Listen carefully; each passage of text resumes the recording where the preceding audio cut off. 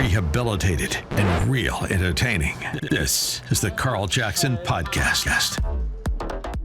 All right. Hello, and welcome to this edition of the Carl Jackson Show podcast, your daily dose of objective truth in a world of confusion and lies. Guys, we've got a great guest set up for you today.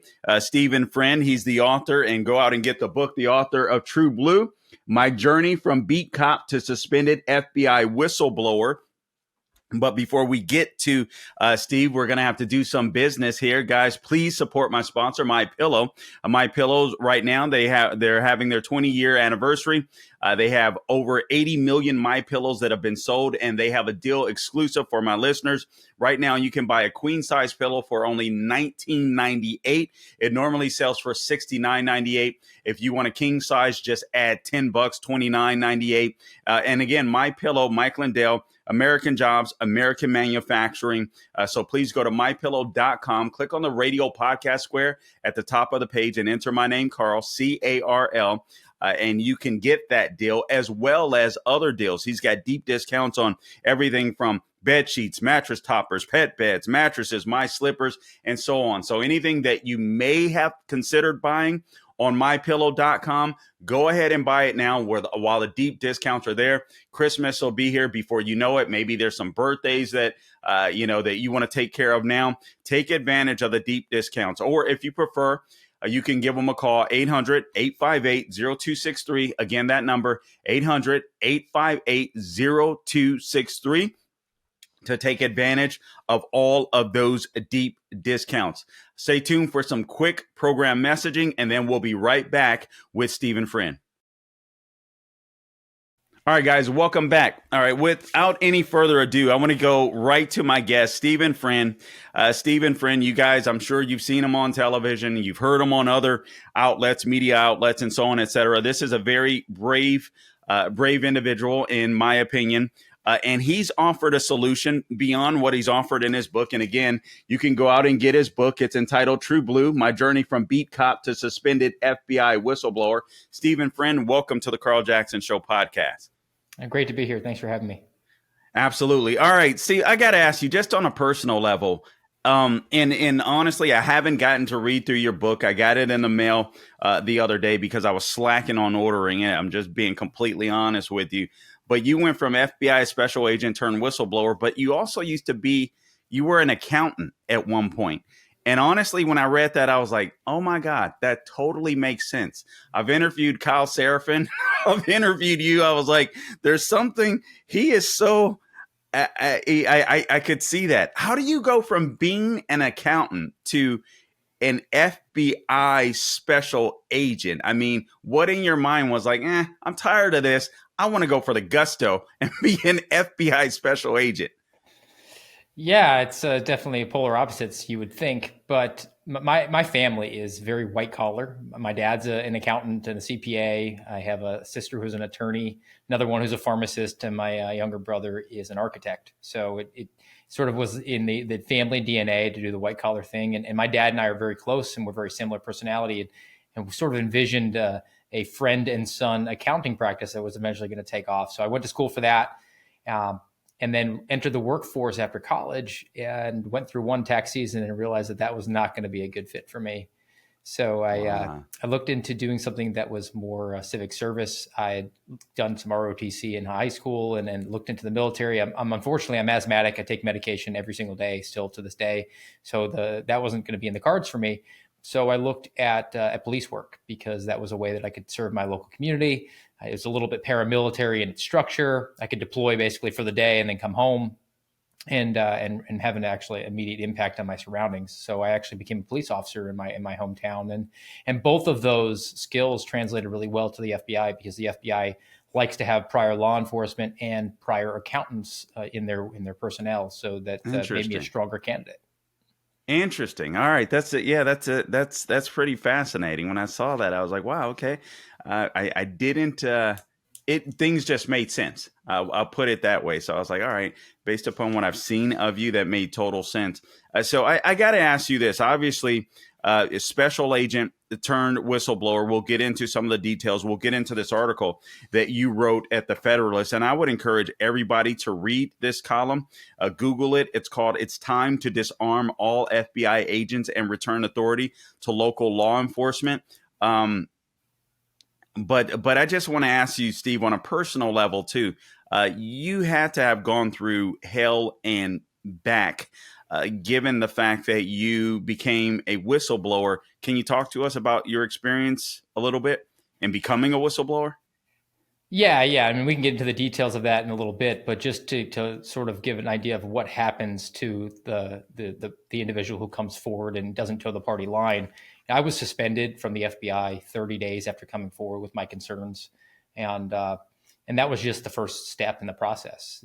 A few weeks later, my wife lost her job unexpectedly, and she worked in an industry that liaises very closely with the federal government, and it was very suspicious, her firing. And then her social media account was shut down for no activity on her part. She only used it to send private messages, yet she violated community standards, and her Facebook account was shut down. Wow. And then the FBI leaked my medical information to the New York Times and said that I was actually under investigation for shooting a firearm in my backyard, which was obviously not true. I had to sit down and do a compelled interview with the security division of the FBI, where they tried to get me into we call it a 1001 trap. And that is essentially you lie to a federal agent so they can charge you with the crime. And they tried to get me in the room to do that with my attorney present, where they said the attorney could be there, but could not give me any advice. So really, what's the point of having an attorney? I got communications from the FBI that said that I was not allowed to discuss anything with my wife, my family, or even an attorney. And that's an illegal gag order. I requested my training documents because I was looking at doing some law enforcement in Florida, and I needed those. And the FBI first refused to give me them. And then when they did, and I submitted them to the state, and the state did its due diligence to check on them to make sure that I wasn't just inventing them and forging some FBI documents, the FBI said, we can't confirm or deny that those are actually, in fact, real. So they rendered them useless. And then I asked for outside employment because I was unpaid and indefinitely suspended, but I was still technically an FBI employee. You have the ability to request outside employment while your suspension is being adjudicated. And I'd been offered a job, and I was told it was going to take 30 to 90 days to determine whether or not I would be allowed to have that job. And in one day, they rejected it. So it was definitely an effort to starve you out, force you to leave, so they can say anything you brought forward was just the ramblings of an angry ex-employee. And the last thing I'll add is I wrote this memoir in my time where I had nothing to do and I was just home. And I sent the manuscript over to the FBI, and they told me that they wanted me to redact all the significant portions of it, which I didn't do. So it's fully transparent. Man, that is okay. So this concept that if you're an FBI whistleblower, there's protections for FBI whistleblowers, that just simply isn't the case. And we're speaking of under the leadership of Christopher Wray, obviously a Republican appointed in Donald Trump, a Republican appointed leader. I guess it was Chris Christie that recommended him, but doesn't seem like things are working too well under Christopher Wray. No, it's not. And the FBI is not respecting the Whistleblower Protection Act, which was brought about to defend people like myself who had a reasonable concern. I don't have to be right. I just have to be reasonable. But the FBI has in its quiver of arrows, this security clearance process that it weaponizes against you. So in my case, they can legitimately and righteously claim that I was not suspended for whistleblowing or punished for whistleblowing. They found a way to suspend my security clearance for something pretty trivial. And that was, they said I accessed the employee handbook improperly. And that's necessitated me to have a security clearance suspension and enters me into this process. And my attorneys who are pretty well familiar with this whole thing told me that the recommendations that are going to be made to a committee, and this committee hasn't convened for a number of years, so they put you into a purgatory because they want you just to resign for financial reasons. And that's, I'm just one example. I mean, there's definitely more egregious examples like Garrett O'Boyle, who testified with me in front of Congress. That was a man who did nothing wrong other than go to Congress.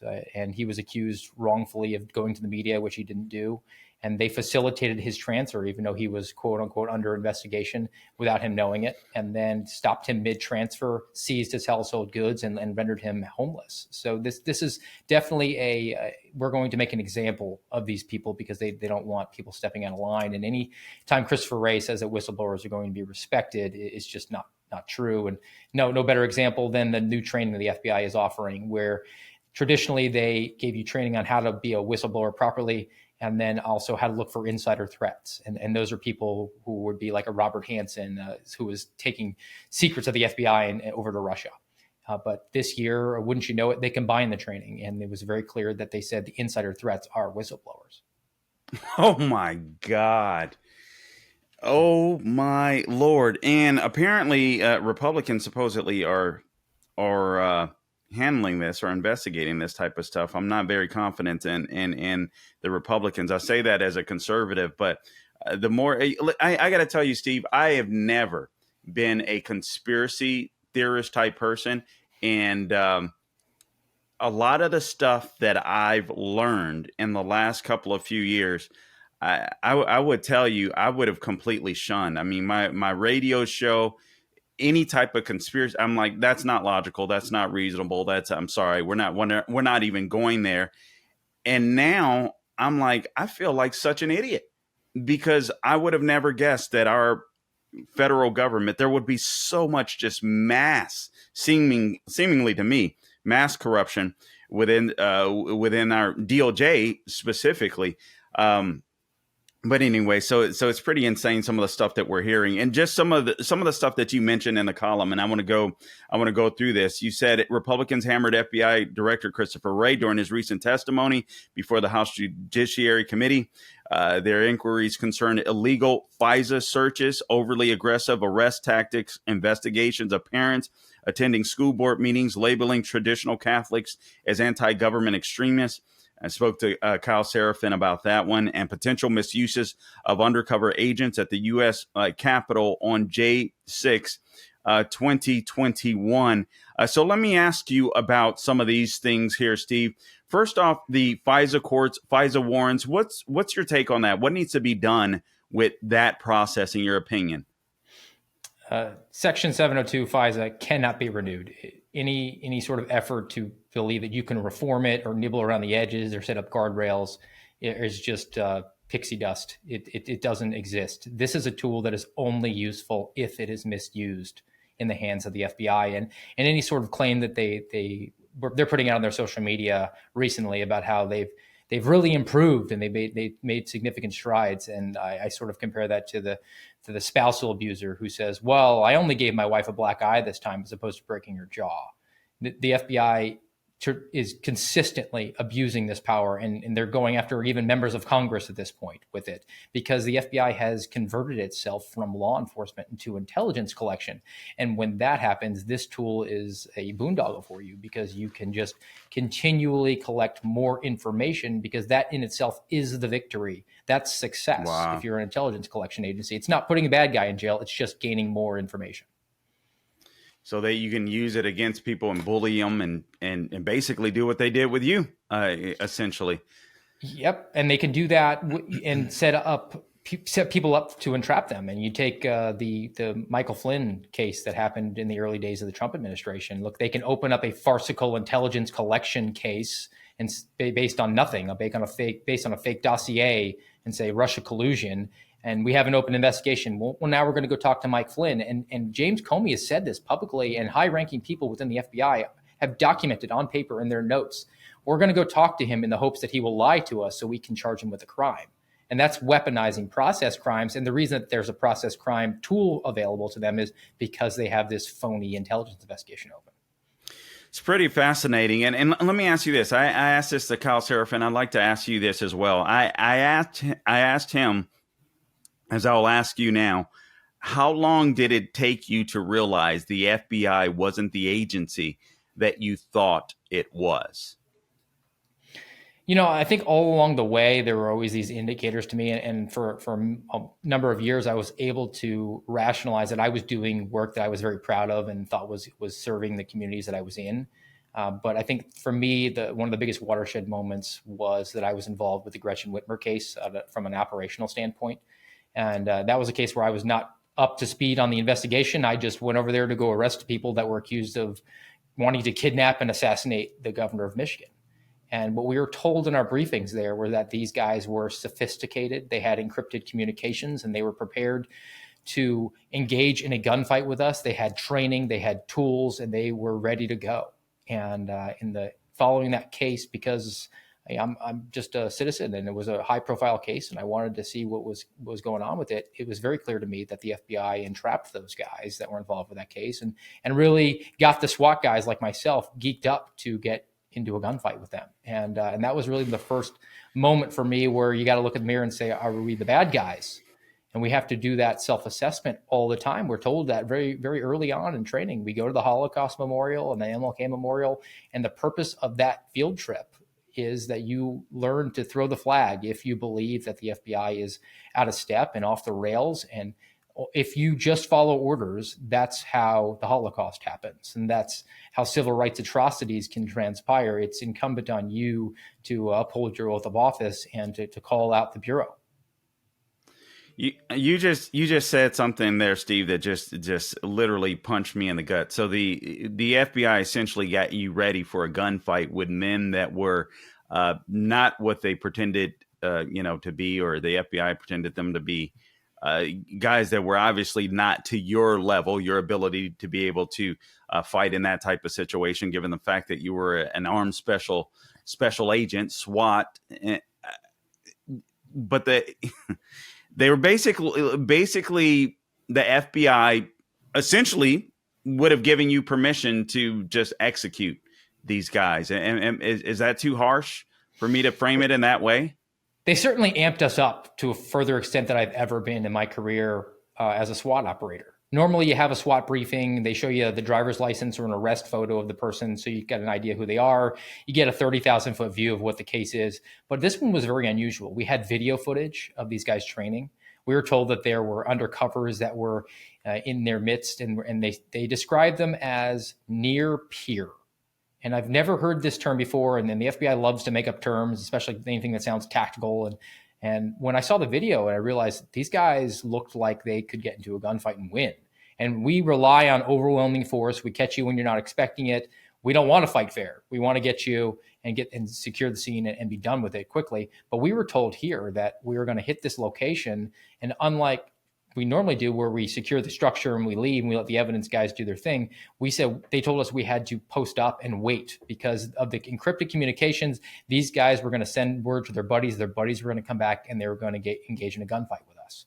And in 5 years of SWAT briefings, I never heard anything like that. I always would leave a SWAT briefing and call my wife and kind of let her know what my responsibility was going to be. And it was, she would always just worry too much and say like, "Oh, go run in the backyard and go hide. I don't want you to get hurt." And I would just laugh it off. That was the only time in 5 years that I purposely didn't call her. I forgot on purpose because I was that convinced that we were going to get into a gunfight. Wow. That's that's pretty gut wrenching. You also would investigate crimes on Indian reservations. Is that correct? Yeah, my first 7 years were actually spent doing that. And because I brought the law enforcement background, the FBI tends to send people with that experience to the more remote locations. And there's a need in, they call it Indian country. It's a special jurisdiction due to the retrocession process where essentially you have these Native American reservations that are quasi-sovereign territory. And they have their own police system, their own judicial system, but they can't enforce laws against non-Native Americans, and they can't enforce felonies even against Native Americans. So you could have somebody who was, and I have seen this, who was accused of rape and convicted of rape in a tribal court, and they go to jail for 40 days. But the interesting thing is, and it was a great tool to have at my fingertips, is there's no double jeopardy because it's technically a different country. So I would be able to take that crime and charge it and put them in a federal prison and really help those underserved communities. You want to talk about vulnerable people who have been sucked into a system where it's forever been give a man a fish and not teach him to fish. These people are just victims of that whole ideology. And as a result of it, it's rampant with alcoholism and drug abuse and sexual abuse and gambling addiction. And it was 7 years of that. I opened about 200 cases. I arrested about 150 violent criminals, went to trial 8 times, which is a high number for an FBI agent. Most FBI agents never go to court. But that also equipped me with the knowledge that I brought with me to Florida when I eventually was able to raise my concerns about the January 6th cases, because I was so well versed on the way you're supposed to do investigations. Wow. Okay. All right. I'm honestly, I got to be honest with you, Steve. As I'm listening to you, I'm taking some of this stuff in. I'm just it's fascinating to me. And obviously your level of knowledge is just impressive. So I have these questions where I'm ready to go, but then I'm sitting here just like, I want to hear what you have to say. Let me monologue. Yeah, this is so fascinating to me. This is, yeah, it's insane. I mean, to have you know what? Let me ask you this. I remember you telling me in a previous interview regarding regarding the Indian reservation. I can't recall the specific details, but there was a particular, if I recall correctly, a woman that you had been working with. Correct me if I'm wrong. Maybe she was an informant or something like that, and eventually the FBI wanted you to investigate her for some reason. Does that sound about right? It's sort of the problem that I was highlighting, where the informant protocols in the FBI are broken, and it tie it to the intelligence collection. So a lot of times you would get these requests for collection, RFCs, from intelligence analysts whose only job is to write term papers. Essentially, they're intelligence reports that do not help in any tactical sense, don't help you solve your case. It's not like you see in the movies where the analyst comes in and draws all the lines and says, "Oh, here's the bad guy." It's just a report that they then pass on up to other intelligence agencies. And this was an intelligence request that was pertaining to the Dakota Access Pipeline. And that was from the Standing Rock Reservation in North Dakota. Now, my informant, she was very productive and she gave me great information, but she lived in Nebraska and was a member of a different Native American tribe. And I was tasked with asking her questions about Standing Rock. And I responded back, why would she know anything about that? It's outside of her state. It's not in her tribe. And the response that I got was, well, she's an Indian, so she might know something. And I don't think that was a deliberately racist thing to say. I mean, obviously Sure. It is, but I think it just indicates how there's a hunger for information.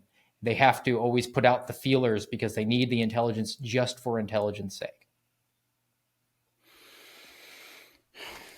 Fascinating. I got to be honest with you, Steve, and I want to go through, because you've offered some great alternatives in this piece that you wrote for the Federalist. And again, I want you to go out and read the piece. It's time to disarm all FBI agents and return authority to local law enforcement. But it's an option based upon what I think should really happen, and I believe what you think should really happen. And again, I'm speaking to Stephen Friend. Go out and get his book, True Blue: My Journey from Beat Cop to Suspended FBI Whistleblower. Also, guys, make sure you follow us on all things social media at The Carl Jackson Show is where you can find us. We're on our podcast. You can find us wherever you go to get your podcast. Subscribe to The Carl Jackson Show. We're on YouTube. We're on Rumble. We'll also be in for the Officer Tatum tonight, so I'll make sure that I share this book with the audience as well, and I'll get you back on to one of these programs here soon, Steve, because I think more people just need to hear your story.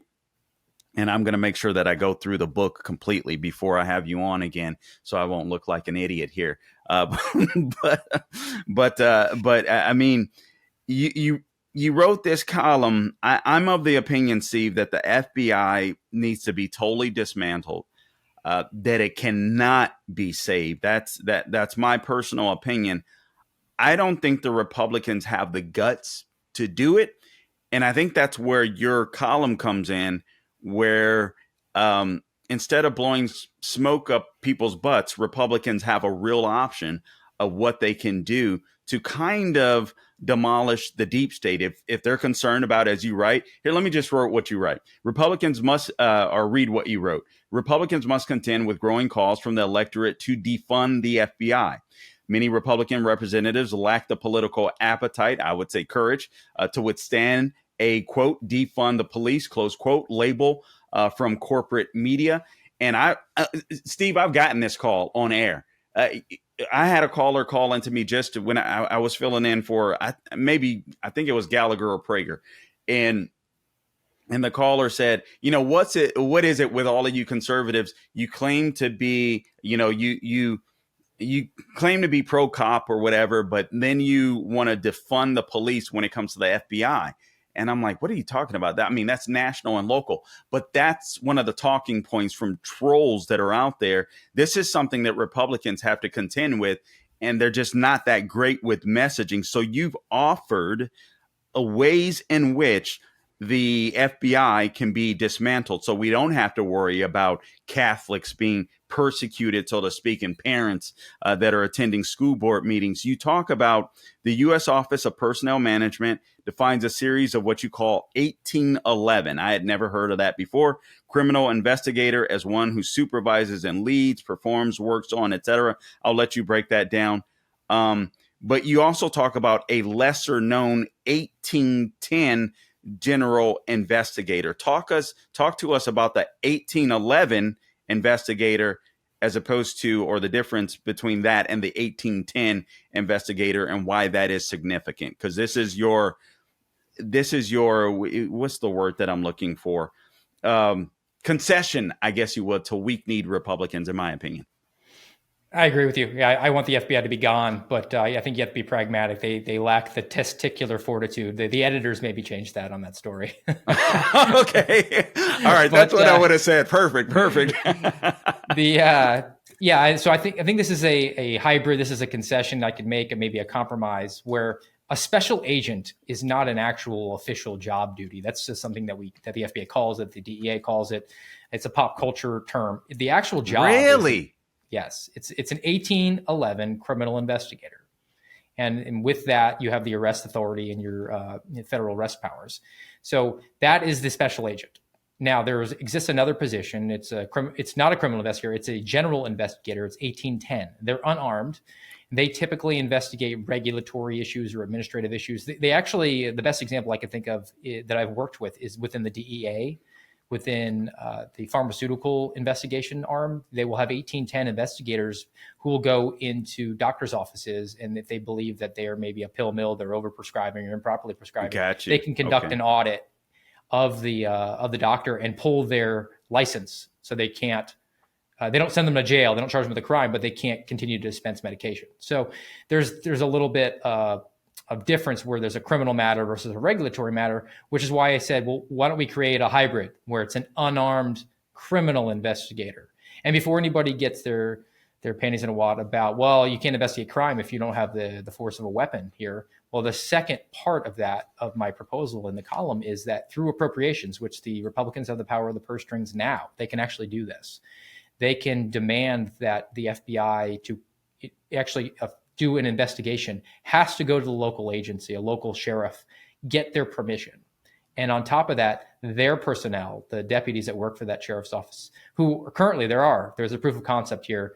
There are deputies and police officers who are task force officers assigned to the FBI. They get deputized by the United States Marshals, and they have arrest authority. They're the most powerful people in the country when it comes to arrest authority, because they have state and they're specifically called.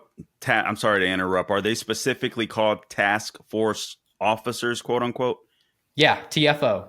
Okay. Task force officers, and they have the same arrest authority then that the special agents do, because they have federal arrest powers, and they have their state arrest powers because they're sworn state law enforcement officers. So I always said, like, those guys have more power than you do. I know you have the tiny, shiny FBI badge, but they actually have more authority. And there's no reason why we can't enhance that, because those are the guys that are experienced detectives. They know the usual suspects in their area. They know what the needs are for their department and their agency, what the priorities are. And they bring a lot of experience a lot of times, because in order to become a task force officer, you're not a newbie out of the police academy that they're going to assign as a task force officer. It's something that's you earn it. You have to demonstrate yourself, and because that's sort of an accolade to you.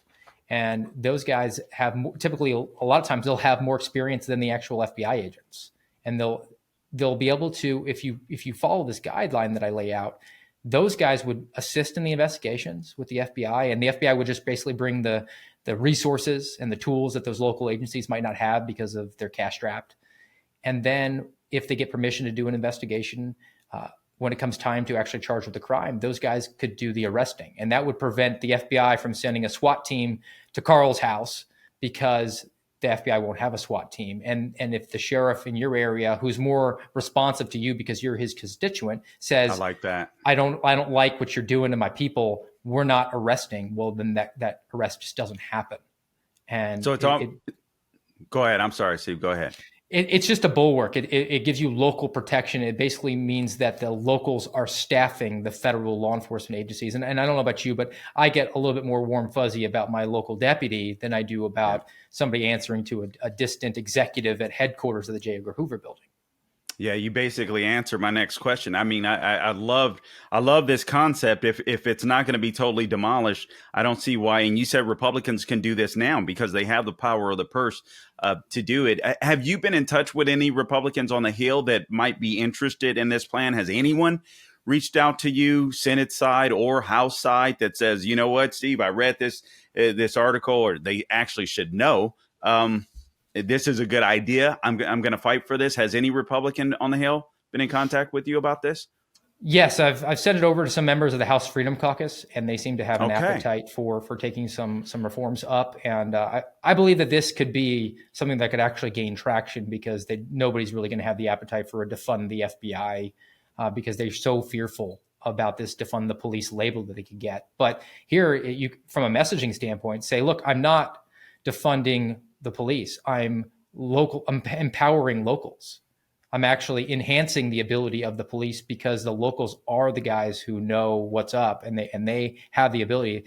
Those guys are vastly superior law enforcement officers than most FBI agents. And I think Kyle's probably described this to you. The FBI is mostly law enforcement cosplay. I was friendly with more cops who were equipped and capable and vastly superior than I was with FBI agents, because they're just nerds in cubicles, man. That's really what it is for the most part. Yeah, he did. Wow. I mean, wow. It's fascinating. I do recall him saying that as a matter of fact. This is this is just so fascinating.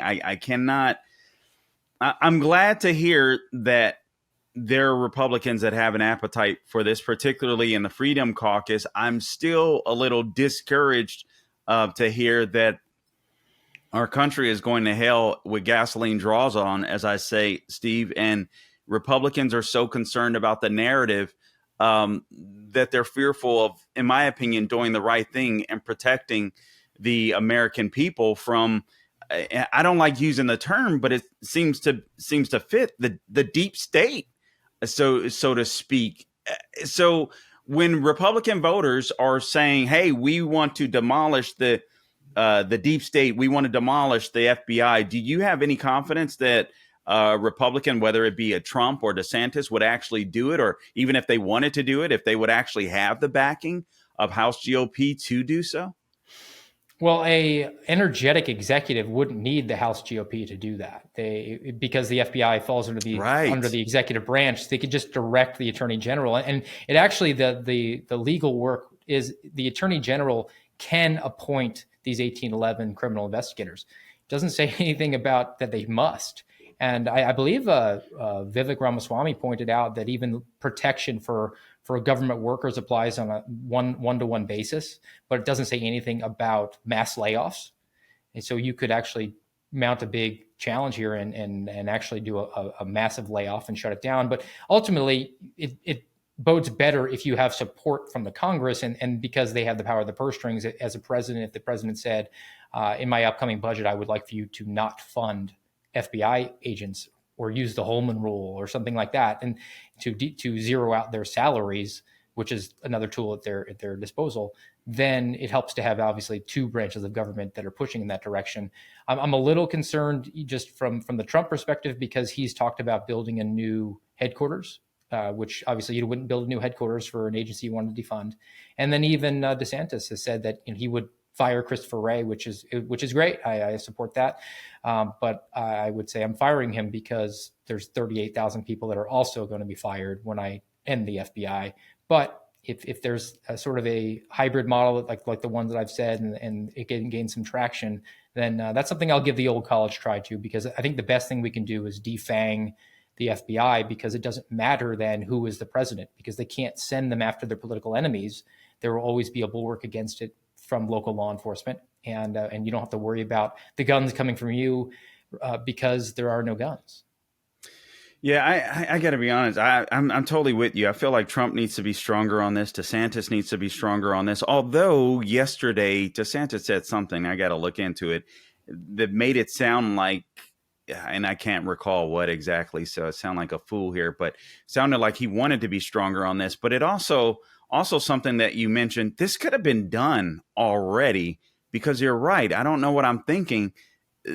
The DOJ, the FBI, they fall under the executive branch.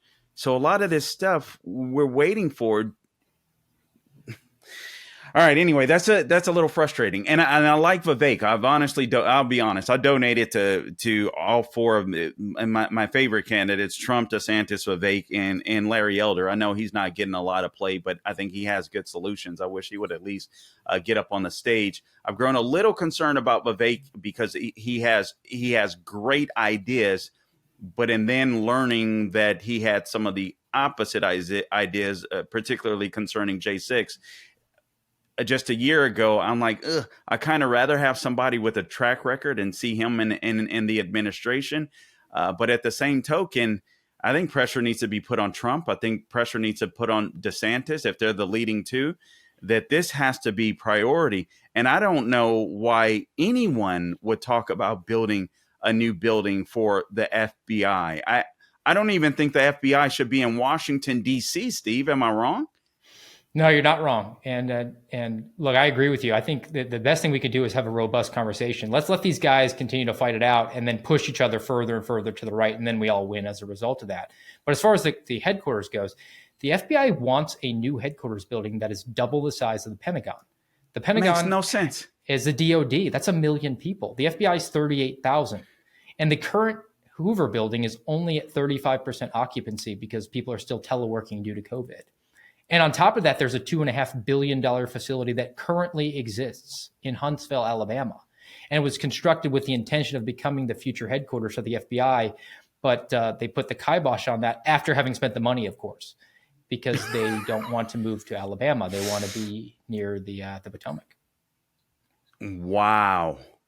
35% occupancy in the building that they're currently in because so many people are still working from home. Yeah. And I mean, there was recently a GAO report on that, or a GSA or GAO was one of those. They did an audit, and I believe it's something like 3/4 of all the government department offices are at 25% occupancy or lower because of telework. And we are paying to house these buildings, to air condition, heat, and electricity, and all the upkeep that's involved with them. Yet 3/4 of the space is completely vacant. All right, I can't lie. Just as a taxpayer, that pisses me off. I'm not gonna lie to you. That frustrates the heck out of me. Okay, if you're for the FBI, I'm just gonna say it. If you're for the FBI getting a new building, that's just stupid. That is just insane to me. What did you say? 38,000 employees total. That's nationwide. Okay, so wow. Okay, so total. Wow. Okay. So that's that even clarifies it even more. Okay. So that's really stupid. Why would they even consider? I don't even know why that would even be a consideration. Why? What's the argument for the FBI to say that a new building is even necessary? I don't even understand that. I think that they're arguing the Hoover building is pretty old and dilapidated and needs upkeep too much. So they just want a brand spanking new building. The problem, I think, is that this is a shiny object that the Republicans can look to and slam their fists on the table and say, you're not getting a new headquarters, and then call it a day and say, look, we reformed the FBI. And that's not going to do anything to change the DNA that's Wow. been corrupted here. So I think this needs to be a starting point, but this is certainly not a victory in stopping the construction of this new headquarters. I think that goes without saying, that it cannot happen. And now let's look to how we're going to reform the agency on top of that. It can't be the final. Speak to us about FBI bonuses and the role that you believe they play in the FBI being what it is today. This is a process that's called integrated program management. It's about 10 years old. It's a quota system that the FBI operates under. It's negotiated every year between headquarters and the field offices. And it dictates the number of cases to open for any sort of violation, the arrests you're expected to have, the tools you're supposed to use. And in order to check the box and be gold or green or whatever color you need, whatever they determine it to be, and prove themselves to be adequate, the senior executives, the SES guys, the special agents in charge of each one of the field offices get a bonus compensation because they've been gold on their quotas. So there's always pressure, creates an inverse incentive structure within the FBI to meet these quotas because the boss has to get their bonus, which is somewhere in the area between $30,000 and $50,000 a year.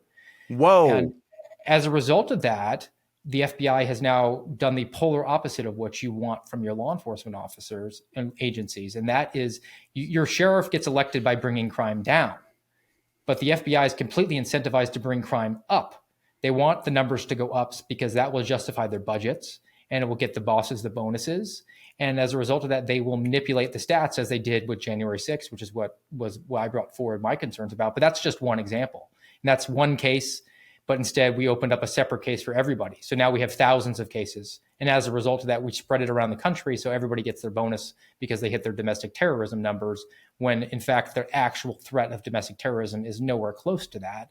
But now we have half the country believing that their neighbor, because they have a MAGA flag bumper sticker on their car, is a domestic terrorist. And this was certainly part of the plan, wasn't it, Steve, to make it look as if, domestic terrorism, white males, white Christian males, white MAGA males were an extreme threat to all of the United States. So instead of the few that got, that went a little crazy, mostly peaceful protests, by the way, but for the few that went a little crazy, in the Capitol on J6, instead of confining the investigation to Washington, D.C. itself, then you branch out into different FBI agencies across the country. You allow them to take the cases on. So in case you have a Florida resident, for example, you want to make it look like domestic terrorists are absolutely everywhere when it's really not a threat. Nailed it. That's exactly what they did. So most of the cases for January 6th are not actually a terrorist investigation. They're being investigated by terrorist agents. They're being described as domestic terrorist investigations, but most of them are a riot investigation, which is a criminal charge. But we're going to open up the case because you live in Orlando, so the Orlando office is gonna investigate it on paper. They're really not. It's being investigated from Washington, D.C. Washington, D.C. still calls the shots, which is out of step with the FBI rules. And we're doing this because we want to create this illusion that there's a terror cell that's operating in Orlando. And it's just not true. And then when you go and arrest this guy, we're going to claim we disrupted a terror cell in Orlando. And that's just, it creates this false illusion. It's as a result of the FBI gets these massive budgets. We have a political talking point that is nowhere close to the truth. And you look at what Joe Biden said last September in his red speech in front of Independence Hall. Yes, and he said, right. MAGA Republicans are anti-government and white supremacist. And two of the top four priorities of the counterterrorism division for the FBI are anti-government extremism and white supremacy. So the FBI has completely politicized because the threat of white supremacy in this country is not of any recognizable number. I mean, this is actual statistical. You are 2x times as likely to be struck and killed by lightning. Killed, not even just struck, killed by lightning than killed by a white supremacist in this country. Wow. And this is speaking to a person who knows this stuff inside and out, guys. Make sure you go out and get his book. Stephen Friend, the author of True Blue, My Journey from Beat Cop to Suspended FBI Whistleblower. I had another question in my mind. I hate letting any guest go, and then I'm like, oh crap, I should have asked them that. So I just want to make sure. Let me just comb through my notes here.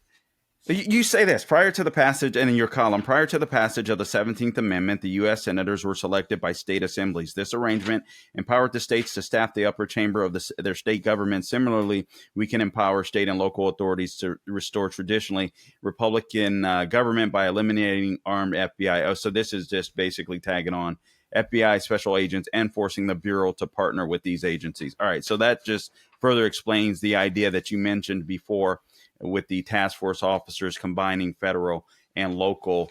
Man, I felt like there was another question I wanted to ask, and now I'm going to be frustrated if I let you go. So let me ask you this. Maybe something will come to mind. Is there anything that you would like to share with the listening audience that perhaps I missed that you think is important to know? Also, I do want to ask you this. The J6 protesters, it seems to me, in my mind, they're political prisoners. Many of them being treated as political prisoners. I'm frankly, I don't get it. I'm frankly not satisfied that I don't see any Republicans in big names, whether it's Trump, whether it's DeSantis. I feel like they should be doing more to make sure these guys, I don't know what they can do, Steve, but I feel like it at least needs to be mentioned more from their mouths that we literally have political prisoners. And I'm not satisfied with it. I don't understand why the most ardent Trump supporters, even DeSantis, I don't get this. That makes me scared. I hate to see what's happening with Trump because I do feel like we're entering third world territory. But I'm just being selfish here, Steve. I'm like, those J6 political prisoners, in my opinion, I can't remember their names. They don't have the resources that Trump has, and they're just being forgotten about, it seems to me. Am I wrong? Am I far off on this? No, I think that you're right on target with it. And this is this populist movement that the Trump movement tried to start in 2015 and into his presidency. And I think there's just resistance from our elected officials because they view January 6th as very white trash.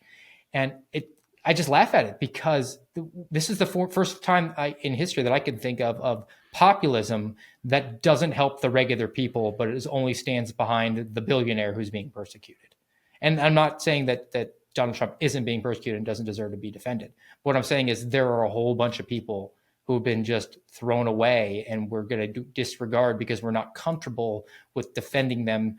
And that's just not in keeping with a populist movement or even just a traditionally small R Republican constitutional republic that we're supposed to have in the alleged land of the free. And I'm very disappointed. And I think these guys need to have actual due process, which was always what I said. I said, look, I don't care about the guilt and innocence.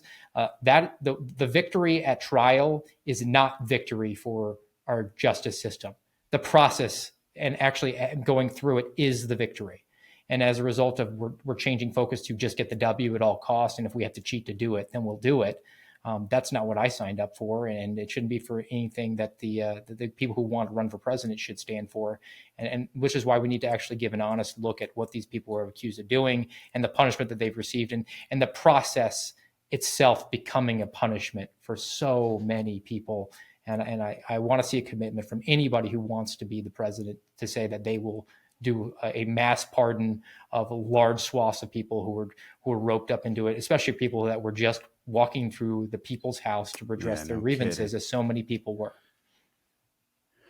Yeah, it's fascinating as more and more video comes out where people were literally let into the Capitol, and many of them, just geofenced that were near the Capitol, where the FBI can just literally go and arrest them and keep this narrative going that we have this huge swath of domestic terrorists around the country. It's absolutely insane. It needs to be stopped, and our candidates need to do a better job of speaking out about it. I want to win elections, and obviously you have to win elections in order to get anything done. But I remember this Tea Party candidate Todd Long running years ago, and he said, one of the reasons why I'm running is because you can tell when a Republican is really going to be worth his salt or not. And it's what he or she says in the campaign. If they don't mention it, they don't intend to touch it because they don't want the accountability. They just want the power. They want the, prestige, so on, et cetera. Yeah, they'll get into office and they'll do some things, but they won't do the most important things. So he was like, I'm putting it all on the line so that people can know what I stand for. And I mean, he ran 3 times and lost, but it was unfortunate. I wish he would have won. I think he would have been a great congressman in Washington, D.C., but they took some of his past and just absolutely destroyed him, because that's what the system does. The good people, the system seems to destroy. Anyway, Steve, listen, where can people go to find to find you online? Where do you want people to search for you? Again, obviously, go out and get the book, True Blue, My Journey from Beat Cop to Suspended FBI Whistleblower, written by Stephen Friend. Where else should people go, Steve? You can go to my social media. On Twitter, it's @RealSteveFriend. And True Social, it's @real_SteveFriend, just to keep it a little bit spicy. And you can look at, I currently work for the Center for Renewing America, americarenewing.com. It has all the stuff that I presented in that Federalist column, including a proposed budget for the FBI, the Republicans to take up, and then other systemic problems within the FBI. And that's just one little corner of everything that's going on for Center for Renewing America. But you can pick up a copy of the book. It's pinned to the top of my social media. It's on Amazon, Barnes & Noble. I think it's actually a Target, but I don't think people are shopping at Target these days.